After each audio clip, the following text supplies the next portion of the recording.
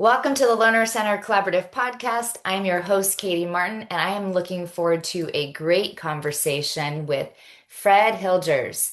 Fred is the principal of Madison High School and lifelong member of San Diego Unified Community. With more than 30 years in education, Fred has served as a teacher, vice principal, district leader, and dedicating his career to supporting students across San Diego. As a graduate of San Diego Unified Schools and longtime Claremont resident, Fred is especially proud to lead Madison High School, a role he calls his dream job. His connection to the community, combined with his passion for education, makes him a respected and trusted leader. Outside of school, Fred enjoys spending time with his family, riding his e-bike around Claremont, tending to his garden, and exploring the Oregon coast and Cambria with his wife. And I know you also told me you love to take your granddaughter to and from school. Yes, So, absolutely. welcome to the podcast, Fred. Glad to be here. Thank you. So, beyond the bio and kind of what we can read, it would be great to just hear a little bit about some of the key experiences that have shaped you into the leader that you are today. So really, two things. So when I had a very traumatic experience, my wife and I, our middle daughter was born without a pulmonary valve, and we were living in Las Vegas at the time. I was a architectural sales rep because I'm an engineer by trade, by not by trade, but by education, and we needed to come home. We needed to come home and nurse her and take care of our daughter. And I wandered into USD. I'd always thought about being a teacher. My mom was an educator. She worked in special ed classrooms. And so I always thought of myself as an educator, but in the 80s, big bucks and all that. But I saw something with the birth of my daughter and the dedication of people around my wife and her, not the high priced ones, the custodians, the people that food service, they did everything to serve my daughter and my wife. And I kind of had that aha, that epiphany, the light comes down and all that. But it reinforced that I really wanted to get into education. So I walked into USD and I told my story, and the dean of education at the time said, my son has the same issue. And I just said, my goodness, cosmic, all that. So school was going to start in 2 weeks. I hadn't done an application, anything. We're going to get you in. So that happened. And I saw again more service around me as a person. And then my first teaching job was at Marston. And I my daughter was going through her major open heart surgery where they were going to repair everything. She was 1 year old at the time. And I fell into a math department and I asked if could I possibly work at night because my daughter just was going to have open heart surgery and I wanted to be there to support my wife. And then I'd work at night. The principal doesn't know me. Sure. You got school police. Here's, does everything. So the first night I come, I'm really raw. And there's the math department that night. These individuals that have families, they don't know me and they're there. And Joyce Reading, I remember her, she was department chair. And I said, oh, where are my textbooks? And she goes, no, that's not how we teach math here. We teach kids. We talk to kids. We do project-based learning. And it just rolled right up my alley. I'm a constructivist by nature. An engineer. So I walked into a department that was all that, all about kids talking. I don't even know how to do direct instruction. That's not me. I was all about, the volume in the classroom, being engaged, having kids talking about math. They were always in groups. I never did the rows. I don't know how to do that.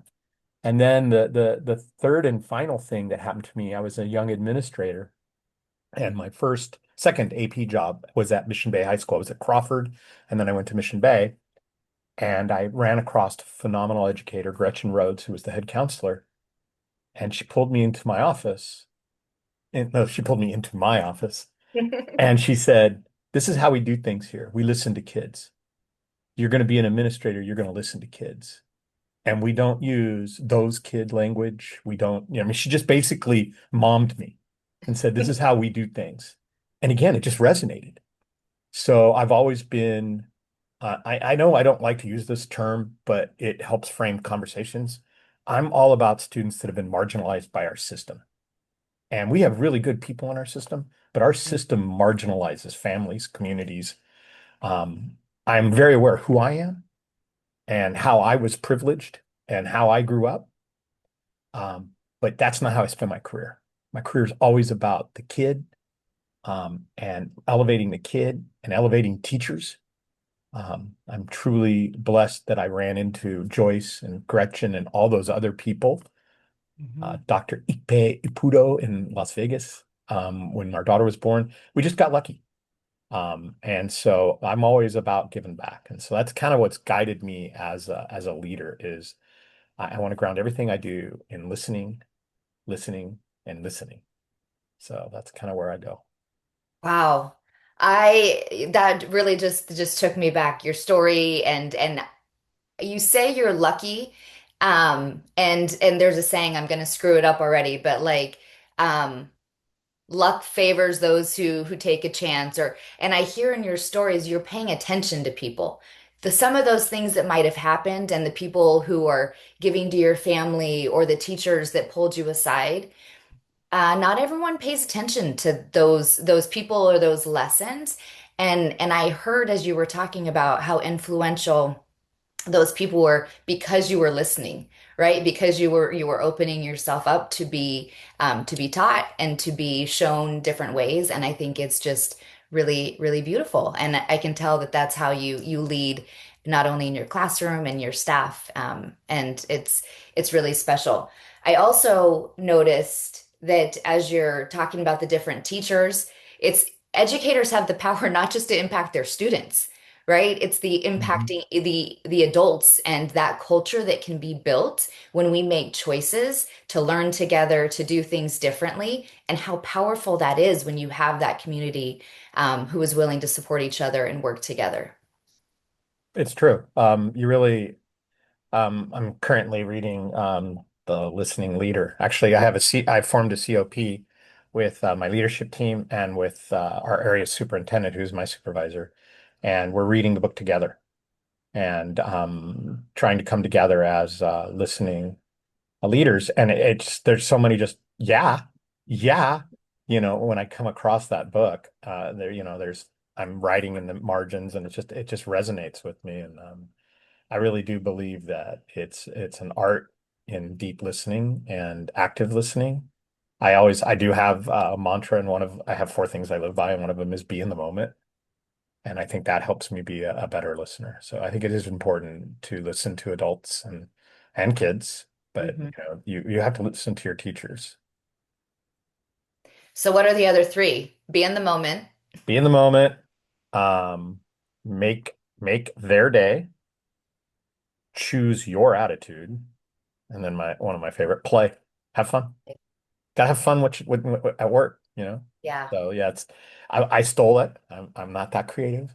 I stole it. It's a program called the Fish Program, Hmm. based on the fishmongers in Seattle. So I actually did that at a school I worked at, CPMA. I was the principal there, and I walked into 31 active grievances and a very wounded staff. And my task was to support them and then to move them and double the enrollment in 3 years. So I knew I had a culture thing. And you can't impose a culture.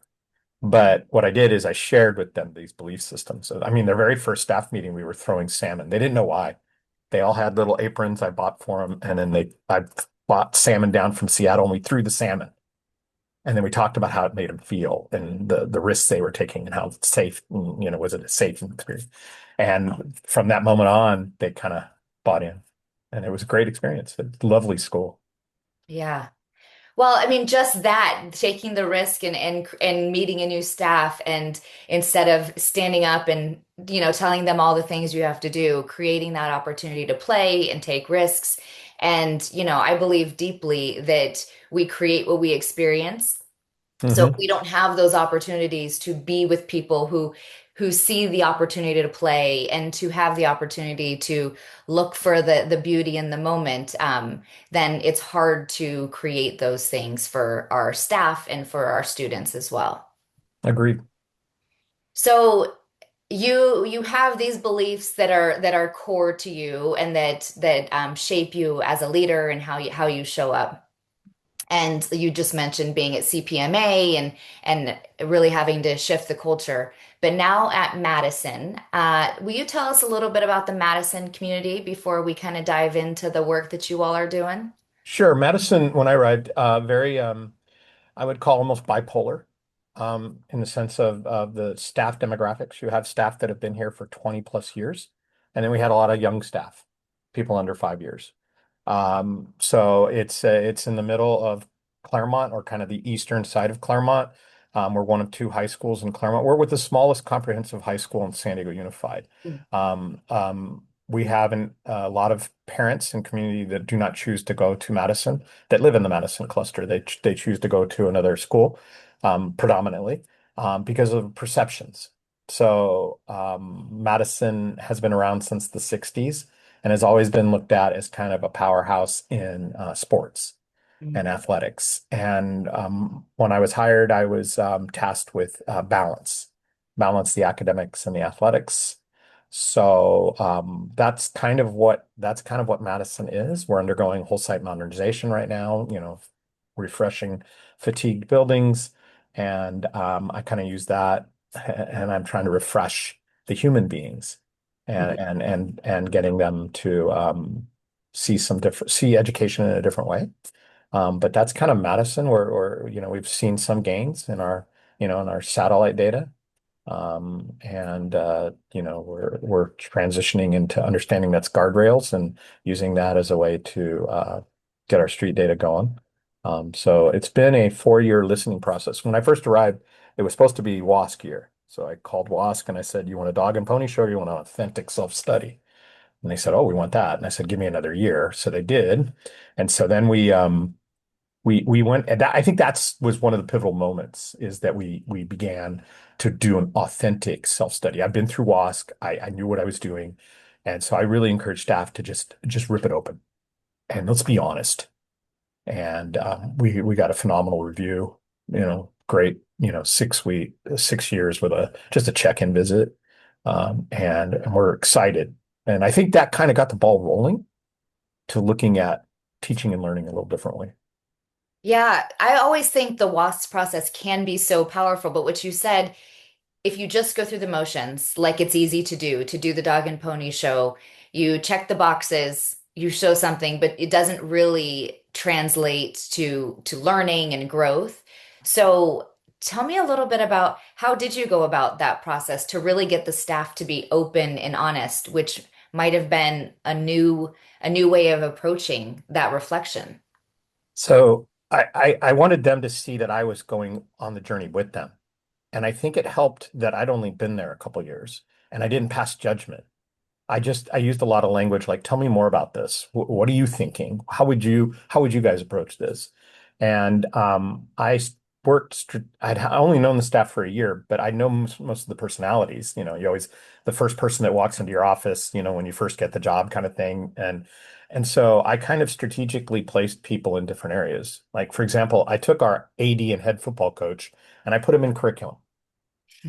I didn't put him in culture. I didn't put him in administration. I put him in that area. And so we started to really look at it, and you have to create a safe environment first. So we did a lot of team building and a lot of work on that. And there's no judgment here. We want to get better. And what we did is we focused on kids. We focused on kids, and we didn't do deficit language talk. I said, no deficit language talk. What do kids know and where do we want them to go? Not not deficit talk. And so that it took a long time to try to catch ourselves when we go into deficit mode. Because I think that's a natural influx in thing that educators do. They always want to talk about what kids don't know. Right. So let's talk about what we did know. And I think that created that. And I didn't leave it alone. I just kept telling them this is going to be in our SPSA. WASC is never going to be that every 6 year thing. It's going to be there every day. We may not call it WASC, but the things we're learning and doing and how we're archiving our data is going to be for our next, and the next WASC will be easy because we're doing it. So I think it's that's kind of, I set that table up. So there was an expectation to do WASC. You knew you had to do it, and you used that as an opportunity to really be reflective and think about the practices. And I love that you're, of course, centering on the student, centering the learners on what their experience is. And we are often so deficit minded in education, as you pointed out. So thinking about how do we build on those strengths and what they do have. And I imagine that's how you treat your educators also is building on their strengths and what they bring to the table as well. Yeah, so three prongs. So I want to build student voice, I want to build community voice, parent voice, and I want to build teacher voice. And I was a teacher that I really didn't like going to PD that was felt like it was being forced on me. Um, I didn't want to be egotistical and say I knew everything, but I wanted to be have a voice in it. So I began to seriously think about the frustrations that I was hearing from teachers about compliance, pop-up PD, and they were being kind. They were saying it was the district was making me do it. And so I reflected and I saw I was kind of falling into a system. And so I have a wonderful thought partner, our community schools coordinator, Marjorie White. And so I sat down with her and we talked.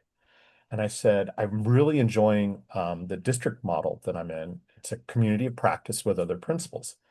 And I'm in a community of practice at the county and with other principals of community schools. And I really enjoy the learning. It's all about the learning. And yeah, they create these guardrails or things that, we don't want to talk about, but then they give us the sandbox to play in and to share and to build best practices. So I floated this idea. I said, why don't we do a COP? But I want it to be teacher driven. Mhm. And Marjorie said, well, then admin's out. This has got to be teacher voice. And I said, yeah, I agree.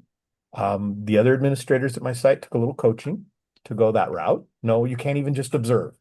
So Marjorie opened it up to some teachers. We have a instructional coach that I'll release for a period. She works with teachers and then teachers that self-selected in.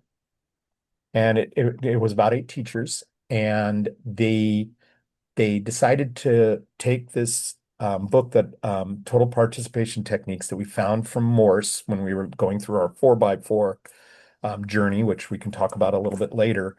And they decided that they were going to do a PDSA cycle around student engagement and how it's improved using this textbook. And so what they would do is they would pair up and they would plan together. They developed SMART goals. They decided what they were going to monitor. And then they would go in and teach, and they'd be observed by their partner. And then their partner would give them feedback. They would do the same. And then they would come back in the group and discuss their findings. And what we saw was a 10% growth just in that one small cycle from January to March of teacher satisfaction over the PD. The 8 that were participating in it were just thought it was wonderful. And we also saw improvements in student engagement, which was what the goal was, getting Yep. kids engaged and moving and talking. And so every indicator was exceeded their SMART goals. So I think Marjorie's plan was to do another cycle with them and maybe in the coming year and kind of go slow implementation. I said, nope, iron's hot. Let's go. So they presented to the staff at the end of the year staff meeting. Um, and they said, this is how we're going to do it. And it was like you could almost feel a lift of joy in the room because Fred's not going to make me do it. Hmm. And so I'm taking it even further. I said, I want ILT to be revamped. I always thought it was instructional leaders, not forcing department chairs to be on a meeting. I said, I want people that want to be in ILT to be in ILT. So obviously we've got a seed of this 6 to 8 teachers that may want to be part of it, but I Hmm. want you guys to do it. And so I was talking to that team and to Marjorie, and I said, even here, I don't want to plan the staff meetings and the PD and all that. I want to be part of it. I want to be a learner. Right. But I want you guys doing it because I want this to be about you, about the Right. The teacher.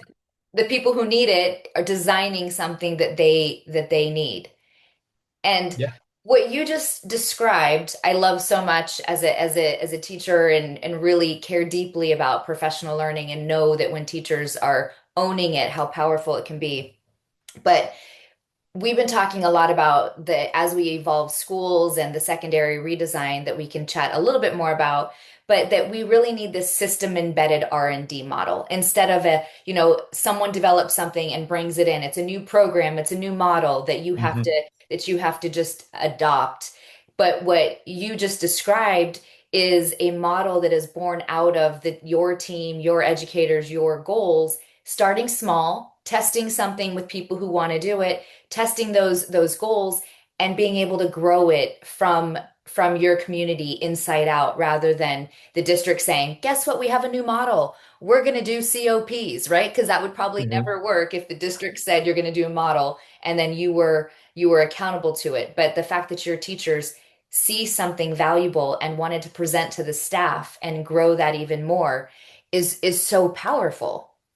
It really is. And it's I really see it as a way to bind people together Mhm. because a lot of times when you have compliance-based professional development, you get the automatic naysayer, that person that's out there. And they're normally somebody that's been in the school for a while. They have capital, Mhm. as far as staff voice. And by doing this, by saying, hey, look here, this is you guys, you bring that partner in, and that person is in. You know, Mhm. they're not in that 6 to 8 yet, but they're interested. They're peeking at it. And so it's very exciting, especially as we develop the PD schedule. And like I said, I only want 5 slides in a department meeting to do operational stuff. I really believe educators need to be treated like professionals. They need to be honored. They need to be listened to and held to a standard. I'm not one to say do this. I'm more of a warm demander. I Mhm. know you can do this. We're going to do this together. Here's your supports. Let's go forward. And I don't let go of that. Yeah. Because I've learned I don't like to be told what to do. I don't think anybody really likes it. But if Right. you give me a reason and you show me that you're going to support me and you're going to be by my side and learn with me, then I'm going to go hard. And I'm Yeah. lucky. I have a wonderful area superintendent who is just letting me play in my sandbox here. Um, so, Well, she's giving you that autonomy and agency. She trusts you, but she has expectations, oh yeah, and then you can do that for your team as well. I mean, it is it's not a surprise that if you have that relationship and she's giving you that flexibility, that you feel the opportunity to do that with your staff. And one thing you said, I think, is really important that you want to treat teachers as professionals, as they are. But sometimes we hear, I'm a professional, just leave me alone. Let me go to my classroom and close the door. I hear you saying something different, that we are a staff, we are a team, we have collective goals and responsibility, and I'm going to hold you to those goals, but give you the agency and freedom to do things in a way that meets those goals and learn together. And that's right. totally different. So we're in a collaborative experience and they have to learn. Not have to. They need to see that learning is a cooperative experience. Mhm. We're all learners, whether we're a custodian, whether we're a clerical staff, whether we're a student, whether we're the Harvard educated physics teacher who I have, who's just across the room there. Um, we're in this together, and we learn by being together and communicating and listening. And yeah, I think that's how we do it. And I honor their knowledge, but bring Mhm. it to the table. Don't do it in isolation. Let us all Right. see it. And it's a very tough thing to break down in our system.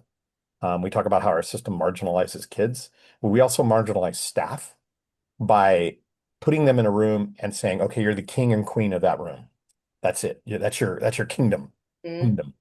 You rule that area, and then we reinforce that, you know, Right. and then so we kind of defeat collaboration by that structure. So Totally.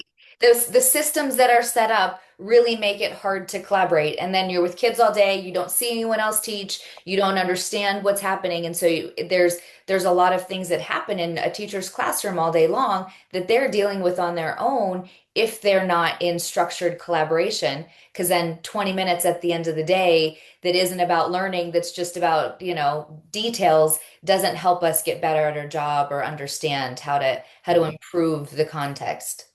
No, you're true, and it feeds the fear. Yeah, Teachers are so afraid of somebody seeing judging their practice, totally. but you put them in four rooms or four walls, and that just feeds that fear. So my goal is break down those walls. Let's get in. Let's team. Let's be together. Let's observe each other, coach each other. Coach me. It's cognitive coaching. You can coach me. I can coach you. You know, kind of that's my end goal. Yeah. Well, I mean, in every job I've been in, every group of teachers I've worked with across the world, that fear exists. That fear Mhm. of, I don't want you to think I'm not good. We care so much about our job. We care so much about our kids. And it can be paralyzing or crippling to feel like what if someone thinks I'm not good enough? And every single time I have gotten people out of that state to go visit other classrooms, be observed by one another, and learn together, their enjoyment of the job and what's possible is exponentially greater because of the collaboration. And so it's like Absolutely. getting people over that hump to say, like, just trust me. So, what I'm wondering as you're talking, it totally makes sense to me. But what do you say to your other principal colleagues who are listening or who are in the district with you who are like, that wouldn't work for my staff. My staff needs to be told what to do, or I couldn't get my staff to do X, Y, and Z. What do you say to them? Listen to them. Ask the question. Don't be afraid to get pushback. You know, why do teachers feel that way at your site? Um, you have to be open to that. You have to be self-reflective. Maybe bring in a colleague to help you facilitate that conversation with your staff. But if you feel you have to tell the professional what to do in the room, then you got to figure out what's wrong there. What's breaking down? Because these people have a skill set and people do things and respond to things because of something inside of them, whether it's some bias they hold or experiential thing that they have a perception on. You need to crack that nut because what I've found in this experience, and by all means, Madison's not perfect, but what I've found in this experience, it's been uplifting for the teachers to be able to know they can make a mistake and not be judged, and know that they can learn together and not be judged. Um, so I think that's important, but it takes time. You got to create a safe environment, and you have to be able to do it. But I think we make our job a lot easier. Let's parallel it to classroom, right? Hmm? You know, I go into a classroom with a stand and deliver teacher. They're working their butts off. They're the hardest working person in that room. They're doing all the cognitive lift. They're doing everything, and they're exhausted. Hmm. And I say, hey, give the cognitive lift to the kids. Put them in groups. Let them talk about it. You walk around, you facilitate. Same thing with teachers. Hmm. You can stand up in front of them and do all the PD and work really hard, do all the charts, do everything, then do all the monitoring, and then do all the reflection, Hmm. and you're going to go home exhausted because you're also having to do this report and that thing and the budget and SBSA. You're going to wear yourself out as a principal. Give the load back to the teachers. Hmm. Obviously, you're not just walking away and going sitting at home. You've got your guardrails, but it's those guardrails are your students. We're doing this because we believe in kids. We believe in every single child, and we're going to push every single child in a warm and kind way to get better. Because I've found if kids feel that they know you're in it for them, they're going to perform in mathematics, even though that may not be their favorite class. They're going to try to sing in choir, even though they're deathly afraid of it. They're going to do because they know you're alongside them and working with them, and you're there to facilitate and support their learning, not judge them. So I Yeah. think that's the other shift that we have to help teachers make is that we're going to be alongside them. I love that. Well, you've spent a good bit of time on culture and creating some of these systems that I'm excited to see grow throughout Madison. And we mentioned a little bit that the state of California right now is investing heavily in secondary school redesign.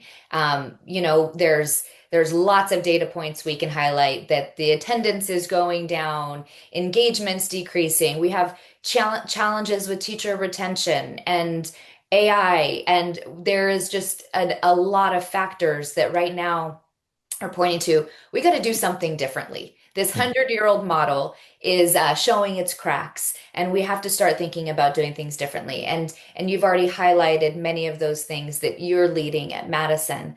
But you're one of the schools in the Learner Center Collaborative Network, and we're super excited to be on the forefront of this school redesign in California.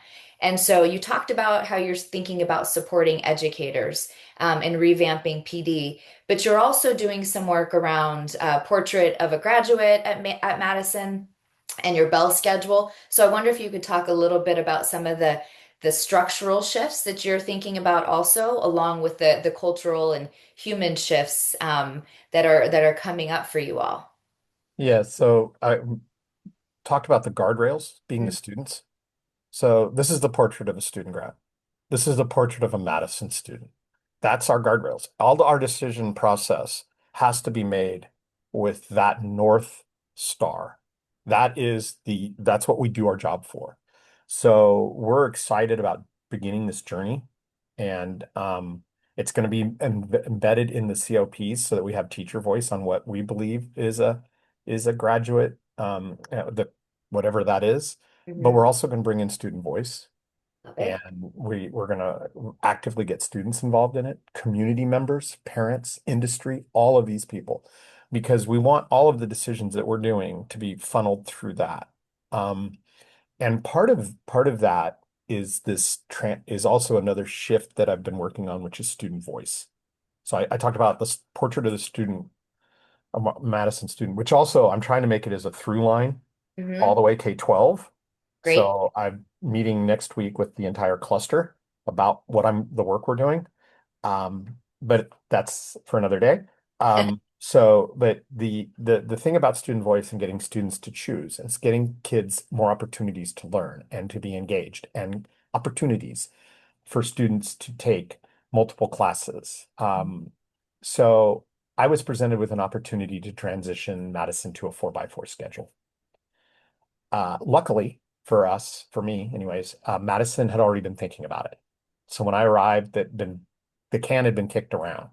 Now, the older guard here knew that I was the principal that helped transition Madison or Mission Bay to a 4x4 when we brought in and brought in the International Baccalaureate program, which, by the way, I said was for all kids, not just for certain kids. That ruffled feathers, but that's another story again. We'll have So to do a few follow-ups. yeah, so I think the staff felt safe and comfortable with me because they know I've done it. I've taught in it. I've been an administrator in it. I know the rhythm of it. I know how to build a master schedule. So I knocked down all that operational noise. Hmm. And what we did is we started talking about what wonderful opportunities for kids. For example, our students that are in ALD, designated ELD, and we're having all ninth grades taking Avid. So in our district, you take the designated ELD, you also got to take an English class, and now we got to take an Avid class. So that's wiping out their schedule. And Yeah. even in a 4x4, that's a heavy lift. Well, I found at Avid, they have a program called Avid Excel, which does all the designated ELD within the Avid curriculum.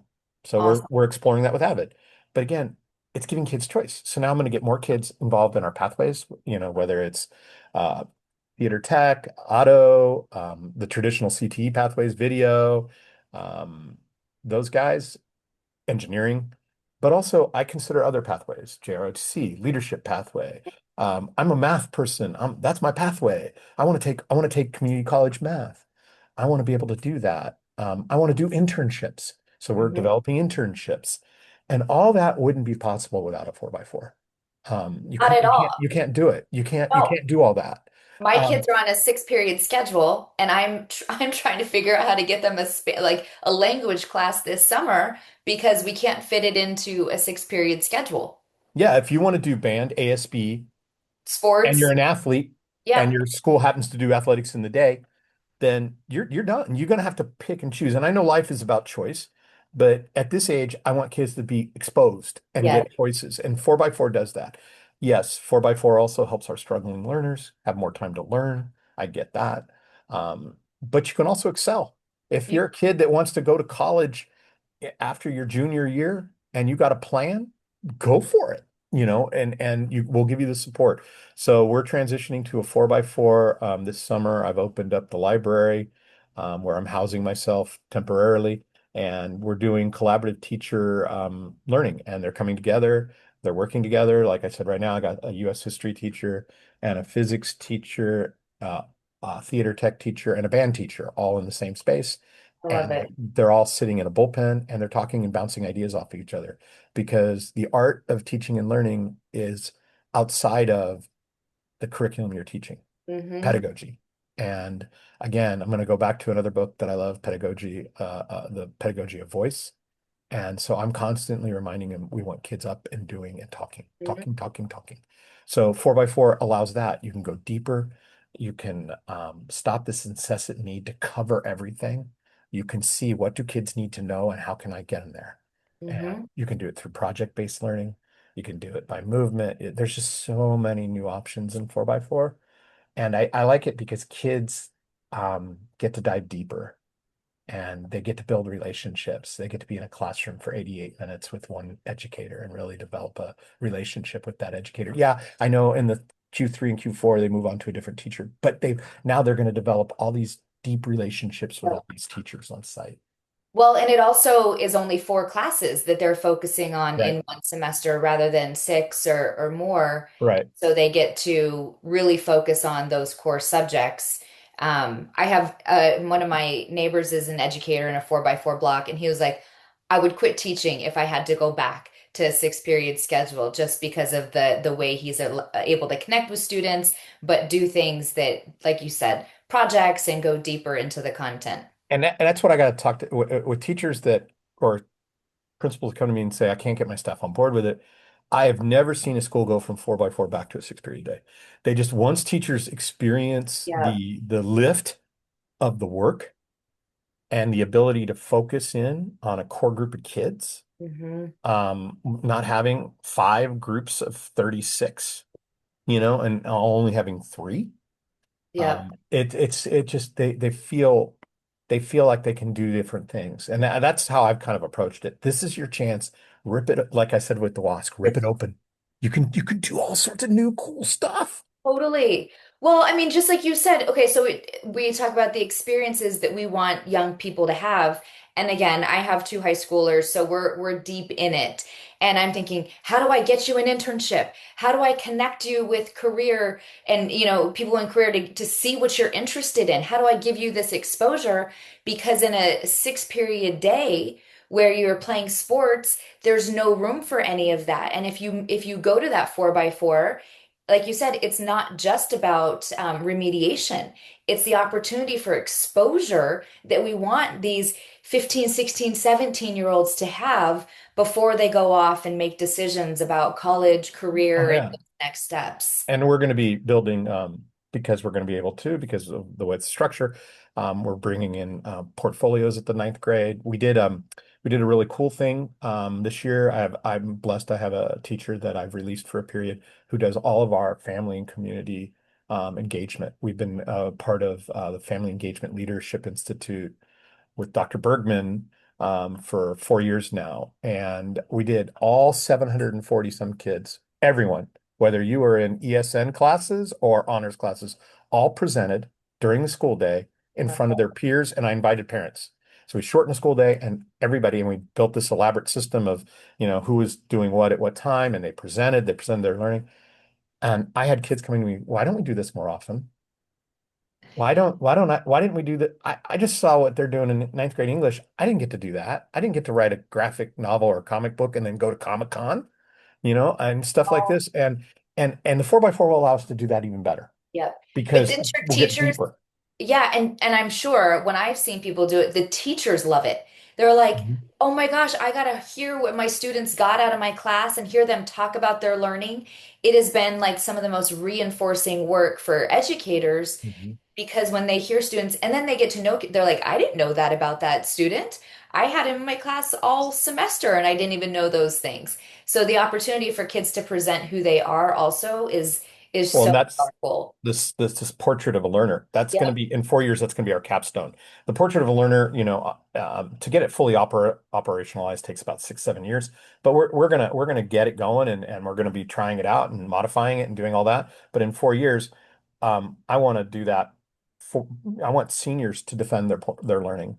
Maybe defend's the wrong word, to share Yeah. their learning Shared. and do it because I missed that when I was a young teacher, we had senior exhibitions in San Diego Unified, and I thought it was one of the next to graduation, probably one of the best moments. Because I felt good as a teacher. I felt like, wow, look what the kids, and then when they talked about math, I went, yay. But I think it's something that it validates the kids, but it has to be anchored through this portrait of a learner. Yeah. That has to be our anchor at all times. And that's going to be, they're probably going to get tired of me saying it, but I'm just going to keep going back. Well, what does our portrait of a learner say? How does this fit into that? Yeah. And I think what I hear you say also is, a lot of people um, say, oh, it's just a poster on the wall. It doesn't change anything. Well, it should change things, right? If this is Mhm. our vision, and for me, we are really good at backwards designing as educators, right? We see our standard, we see our goals, we can backwards design from that. But if our goal is really to prepare kids for life, for work, for citizenship, then we need to think about those broader skills and we need to backwards design from that. So, what are the things we really value at Madison or wherever we are? And how do we backwards design and think about the content and the culture and community as part of that? But the kids don't develop those skills randomly. It has to be Mhm. intentional and thoughtful, and the way that you're designing your schedule and opportunities feels like it's going to be a really exciting next couple of years at Madison. It is. It's the challenge for me is to manage and support the anxieties Hmm. and the fears, live above the fear line. Don't be a hero. Don't try to save everybody. Work as partners and collaborative and listening and know that we're all in this together. And, I'm all in. They know that.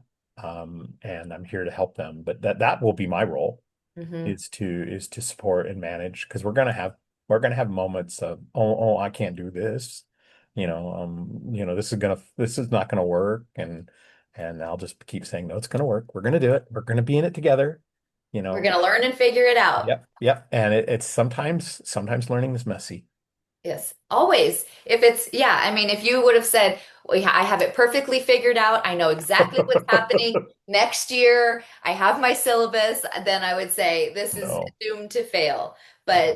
But I am excited to follow along the journey, help others learn through your journey, and you also learn through our broader secondary redesign community of practice.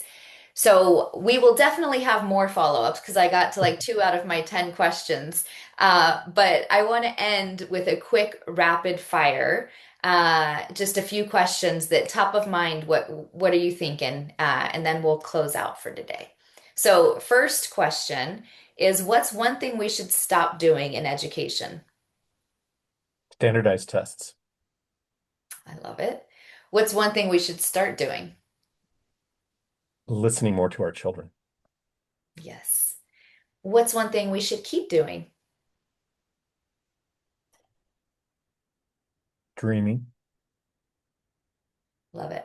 What's, you've already shared a lot of this, but what's one thing that you think about that you're really learning and focusing on right now in your own growth? Um, Being a better and deeper listener, really, really putting that in my front filter.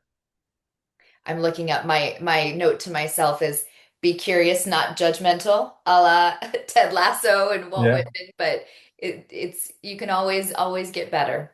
Um, what are you or what is one thing that many people don't know about you? Well, the story I shared about my daughter, I don't really advertise that. one thing. Uh, I'm a huge Kansas Jayhawk fan, but I never went there. Huh, Yeah, interesting. my dad went there, and my middle daughter went there, but I never went there. So yeah, I'm a closet college basketball junkie. I love it.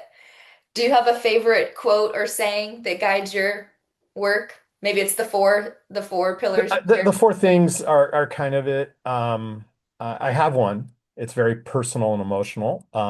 Positive thoughts bring positive results, and my dad said that to me. And when I was a brash teenager who didn't think their parents knew anything, I said, "Dad, that's silly. You can't think good things. They don't just because you think it doesn't mean they're going to happen." And he said, "You're missing the point. If you want to walk around and look at all the negativity in the world, you're going to find it. But Mhm. if you can also find all the positivity if you think about it. So if you think positively, positive things happen." So, That's, I mean, that's exactly, well, kudos to your dad because that's exactly what I felt as you talked about the experiences. You were looking for the positives and it brought out more and more good things. yep. So, last two questions. One, what are you grateful for? Those, well, I'm grateful for those two people or three people that I mentioned by name to form me as an educator. Um, but the person I'm most grateful for is my wife. Um, this job eats up a lot of your time. And she walked away from a career when I got into administration so that she could be a parent, full-time mom. So she put her career aside for me. And so she's been on this journey with me.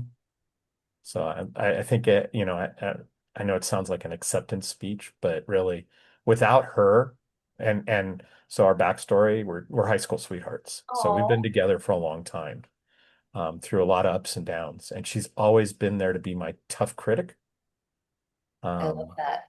my yeah butter, I call her. But yeah, she's also the staunch defender and a supporter. So without her, nothing. I love that. Very cool and very important to have someone who can support you, but also let you know the chances that things might not work before it happens. Hmm. All right, last question. We'll close out on this. What is your hope for the future of education? You don't have enough time for this one. I just, like you said, we got to do something different. I, I, I remember, I don't know if I said it to you in one of the very first redesign meetings or if it was with Dr. Aaron Richardson, who's wrote me into this gladly. Thanks, Aaron. Um, I don't want to do this just to do it. If we're going to make change, then let's make change. And the change we need to make is we need to understand that every child, and I mean that, this is not a little flippant comment, every child deserves a rich, rewarding learning experience, and they need to not have the doors shut on. And Hmm. our system consistently weeds kids out, and I just don't understand it. So I've been fighting this from a young math teacher in the California Math Renaissance group through all sorts of initiatives, leadership in urban math reform, and God, I just can lit all the acronyms. Yep, I want this to really change the way we teach and learn within the secondary school experience because we need this generation of kids. we do. We need them to fix the things we've screwed up. Hmm. And the only way we're going to do that is empower them with voice so that they can make kind and educated decisions and understand that they are going to better our world. And that's what education has to do. We got to get away from, I'm not saying it's not important, but I don't know about you, but has anybody ever stopped you on the street with an algebraic expression and said, solve this with the quadratic formula, please? Nope. No. But you're presented with 14 different things you've got to try to figure out and balance and judge. And we got to get away from that type of learning to this kind of exactly what we've done over the last 50 minutes, getting Yeah. to know each other, building relational trust, trying to solve problems together. And if the vehicle is math or English or whatever, that's fine. But we've got to start doing it differently. Yeah, it's bigger than that. Mhm. Well, Fred, I am so grateful to be on this journey with you. Thank you. Thankful that Aaron roped you in to the secondary redesign. We have a lot of work to do, but I'm really excited about it and look forward to all the things we'll learn along the way. I am too. It's been a nice lift. I've been in education for a long time, so it's fun again. I mean, it's really, really fun. It is. Well, thank you, Fred. We Thank appreciate you. you and look forward to seeing you this summer at the redesign meeting. Yeah, I'm excited.